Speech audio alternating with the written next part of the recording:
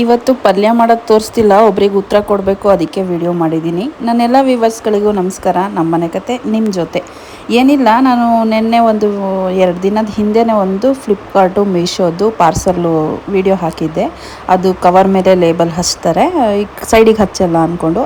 ಅದರಲ್ಲೊಬ್ಬರು comment ಹಾಕಿದ್ದಾರೆ, ನಂದು delete ಆಗಿಬಿಡ್ತದು, ನಾನು ಇಟ್ಕೋಬೇಕಿತ್ತು, ನೆನಪೇ ಆಗಲಿಲ್ಲ. ಅದು ನಿಮಗೇನು ಕಂಟೆಂಟ್ ಸಿಗಲಿಲ್ವಾ, ಇದನ್ನು ಹಾಕಿದ್ದೀರಾ, ಬೇರೆ ಕಂಟೆಂಟ್ ಇದ್ದರೆ ಹಾಕಿ ಅಂತ.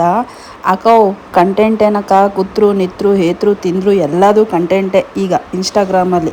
ನನ್ನನ್ನು ಯಾಕಕ್ಕ ಇಟ್ಕೊಂಡಿದ್ಯಾ, ಯಾವುದಾದ್ರೂ ಒಂದು ಬೇರೆ ಇರ್ತಾವೆ ನೋಡಕ್ಕ, ಎಲ್ಲೋ ಕಿತ್ತೋಗೋದು ಬದ್ದೋಗೋದು ಎಲ್ಲ ಬಿಸಾಕಿ ನನ್ನನ್ನು ಇಟ್ಕೊಂಡಿದ್ಯಲ್ಲಕ್ಕ. ಇದೆಲ್ಲ ಕಣಕ್ಕ, ಏನು ಮಾಡಿದ್ರು ಒಂದು ಕಂಟೆಂಟೇ ಕಣಕ್ಕ ಇನ್ಸ್ಟಾಗ್ರಾಮಲ್ಲಿ. ತಿಳ್ಕೊಳಲ್ಲ ಮಾಡಲ್ಲ, ಸುಮ್ಮನೆ ಮೆಸೇಜ್ ಹಾಕ್ತೀಯಲ್ಲಕ್ಕ.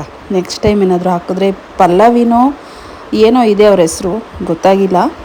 ಇದರಲ್ಲಿ ಏನಪ್ಪ ಅಂತ ಹೇಳಿದ್ರೆ, ಈ ಪಲ್ಯ ಹಾಗಲಕಾಯಿ ಪಲ್ಯ, ಅದು ಒಂದು ಟಿಪ್ಸ್ ಕೊಟ್ಬಿಡ್ತೀನಿ. ಕೆಲವ್ರಿಗೆ ಮಾಡುವಾಗ ವಿಷ ಆಗುತ್ತೆ.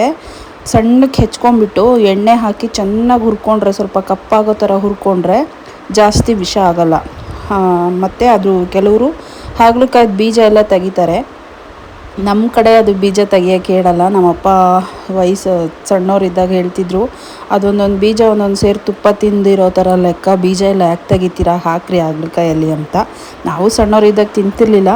ಇವಾಗ ನಾವೇ ಅಡುಗೆ ಮಾಡೋದಲ್ಲ, ಮಾಡ್ಕೊಂಡು ತಿಂತೀವಿ. ಇನ್ನು ಕೆಲವರಿಗೆ ಅಮೃತ ಇದ್ದರೂ ಮನೆಗೆ ಈ ಥರ ಊಟ ಇದ್ದರೆ ಅವರಿಗೆ ಸುಖ.